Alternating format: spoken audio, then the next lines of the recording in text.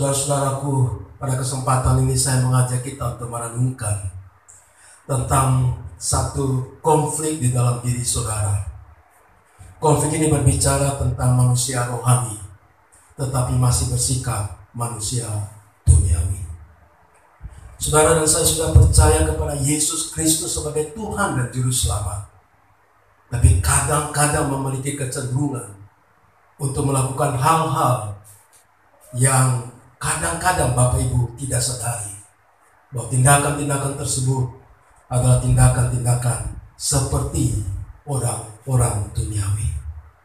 Saudara-saudaraku, saya berdoa biarlah melalui firman Tuhan ini kita pada hari ini bisa memiliki satu komitmen, satu ketegasan iman bahwa kita mau sungguh-sungguh menjadi manusia-manusia rohani yang memiliki ketegasan untuk meninggalkan sikap dan cara hidup duniawi.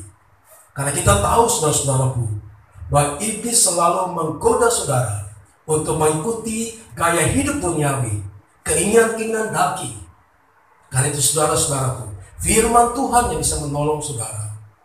Karena itu saya mengajak saudara-saudara supaya dalam konflik yang saudara alami, ada satu dilematis dalam hidup saudara.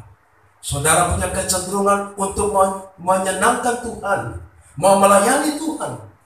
Tetapi dalam satu saat tertentu, saudara memiliki satu kemalasan rohani. Saudara melakukan hal-hal yang sama seperti yang dilakukan oleh orang-orang bukan rohani. Saya mengajak saudara-saudaraku untuk mengambil dua langkah ini, supaya saudara bisa keluar daripada situasi konflik dilematis ini. Yang pertama, saya mengajak saudara, mari tinggalkanlah kekanak-kanak rohani saudara. Kalau saudara masih hidup dalam kekanak-kanak rohani, saya percaya saudara tidak akan bertumbuh sesuai dengan apa yang diharapkan oleh firman Tuhan. Alkitab berkata pada saudara dan saya bahwa kita harus memiliki kehidupan yang serupa dengan Tuhan kita. Kita harus belajar untuk proses di dalam kehidupan kita menyerupai Tuhan kita Yesus Kristus. Karena itu, saudara-saudaraku, tinggalkan gaya hidup kekanak-kanakan saudara. Kalau saudara masih hidup dalam kekanak-kanak rohani, maka saudara akan memiliki cara hidup seperti orang-orang duniawi. Ada 3 langkah yang harus kita lakukan saudara, supaya saudara keluar daripada cara kekanak-kanak rohani. Langkah yang pertama adalah saudara harus memiliki komitmen untuk berdoa. Doa adalah hubungan saudara dengan Tuhan. Doa saudara bisa tahu hati Allah. Doa saudara bisa mengerti kehendak daripada Allah. Karena doa adalah komunikasi antara saudara dan Tuhan. Tuhan memberikan sesuatu komunikasi antara saudara dengan Tuhan, yaitu melalui sarana doa. Karena itu tetaplah berdoa saudara. Saudara memiliki komitmen untuk sungguh-sungguh mau berdoa. Karena dalam doa, Roh Kudus akan menolong saudara dan saya untuk menyelidiki cara hidup saudara. Kalau saudara tidak ada hubungan pribadi dengan Tuhan, tidak berdoa dengan Tuhan, maka saudara melakukan hal yang salah. Saudara merasa itu tidak dosa. Tetapi kalau saudara berdoa, Roh Kudus menolong saudara, mengingatkan kembali saudara bahwa apa yang saudara lakukan, cara hidup yang tidak sesuai dengan kehendak Tuhan, itu salah. Langkah yang kedua, saudara tinggalkan cara hidup kekanak-kanakan, yaitu saudara harus merenungkan firman Tuhan siang dan malam.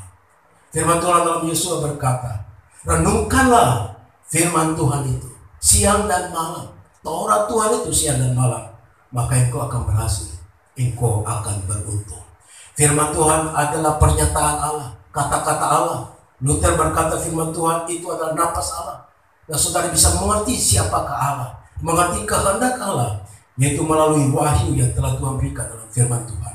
Karena itu saya mengajak saudara, mari baca Alkitab, merenungkan firman Tuhan siang dan malam. Kalau saudara baca dan renungkan firman Tuhan siang dan malam, maka saudara ada kekuatan Tuhan yang menyertai saudara. Inilah filter untuk menolong saudara untuk menolak cara hidup duniawi. Karena Alkitab berisikan tentang cara hidup yang kudus, cara hidup yang berkenan pada Tuhan. Tetapi pikiran-pikiran orang duniawi adalah pikiran-pikiran yang berbau dosa. Langkah yang ketiga untuk kita keluar daripada cara hidup kekanak-kanakan rohani, yaitu memiliki iman. Iman pertama kita percaya kepada Yesus sebagai Tuhan dan Juru Selamat. Tetapi yang berikutnya saudara harus berjalan dalam iman.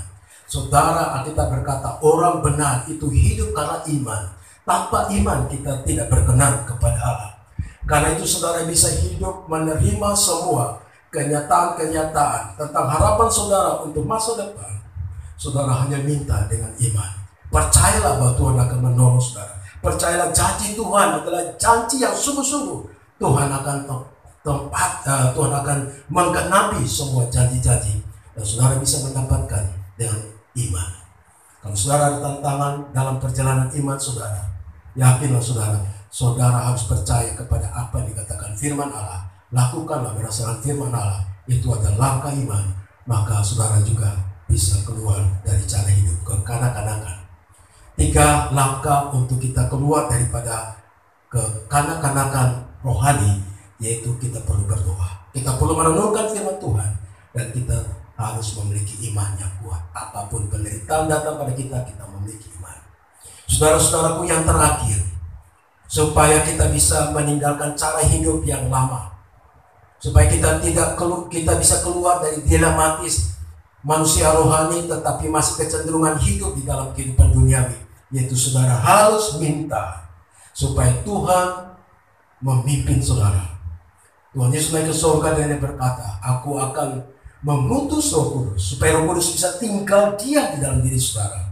Tidak tahu ke saudara bahwa Roh Kudus tinggal dalam diri saudara?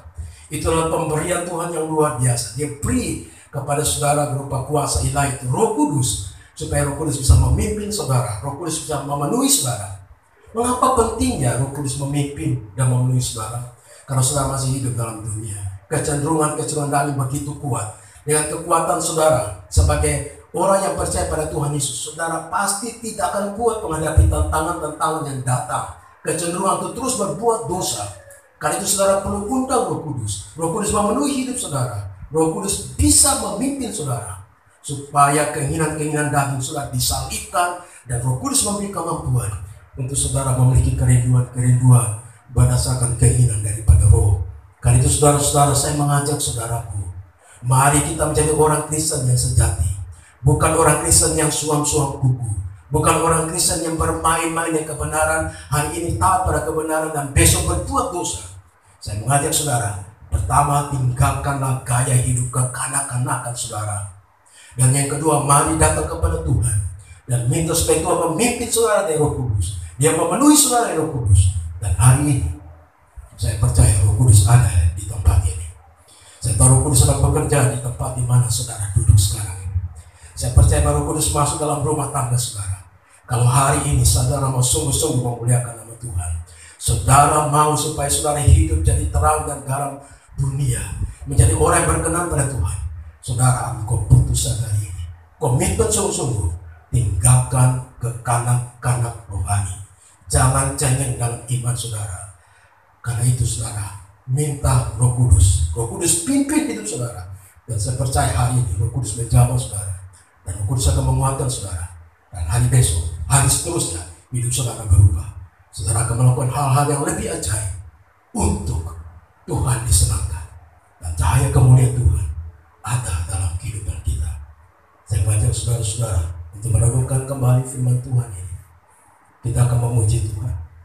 Dan saudara, biarlah dalam pujian ini saya berdoa berharap supaya saudara bisa mengambil keputusan dan berkata pada Tuhan, aku mau tinggalkan kekanak-kanak rohani.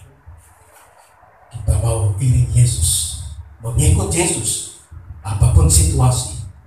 Walaupun saudara tidak memiliki ekonomi yang cukup, jangan menjual Tuhan Yesus karena ekonomi yang tidak cukup itu. Yesus telah menjanjikan kehidupan yang kekal. Dia memberikan hal-hal yang indah bagi saudara. Jangan tinggalkan Tuhan. Mari berbuat lebih baik lagi. Mari kita nyanyikan sama-sama saudara-saudara. Saya mau ikut Yesus. Haleluya. Haleluya saudara. Mari semua membuka hati dan terima Tuhan Yesus. Dan Roh Kudus menolong saudara untuk memahami kebenaran ini dengan baik. Haleluya saudara. Haleluya. Saya mau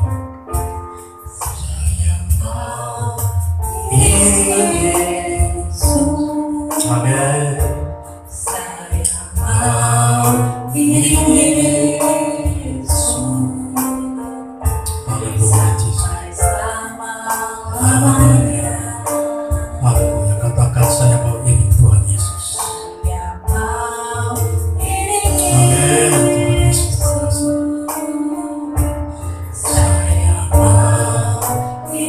Yesus. Katakan sampai selama-lamanya. Meskipun saudara dan saya susah,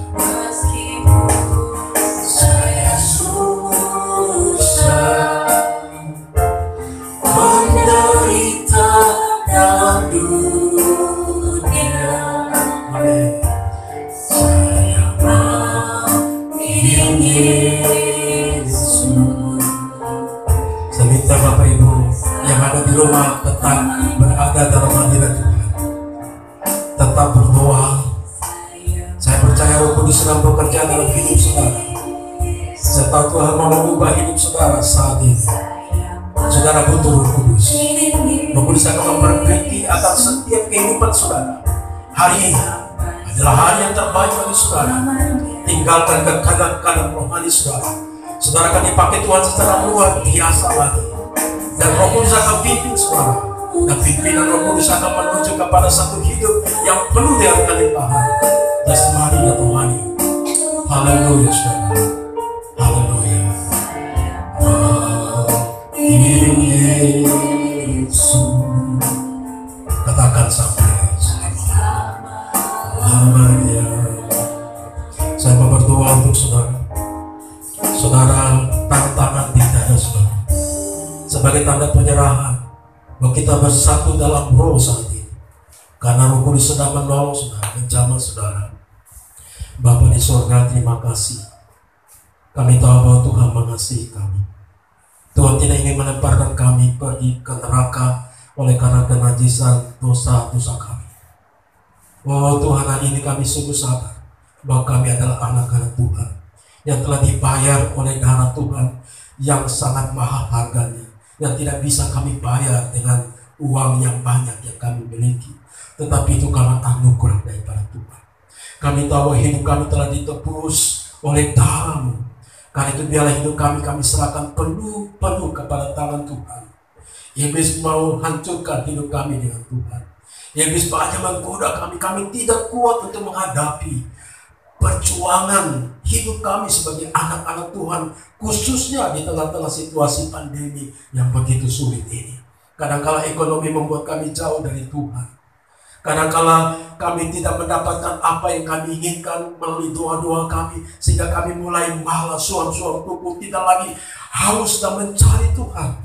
Apalagi Tuhan dalam situasi pandemi ini kami tidak bisa bergereja, semangat kami menjadi kendor. Oh Tuhan, kami berada dalam situasi yang sulit ini. Tapi kami bersyukur karena Roh Kudus Tuhan telah kirim bagi kami. Roh Kudus biarlah datang dan tinggal di dalam hidup kami. Beri kekuatan kepada kami supaya kami bisa hidup sesuai dan sekehendak daripada Tuhan.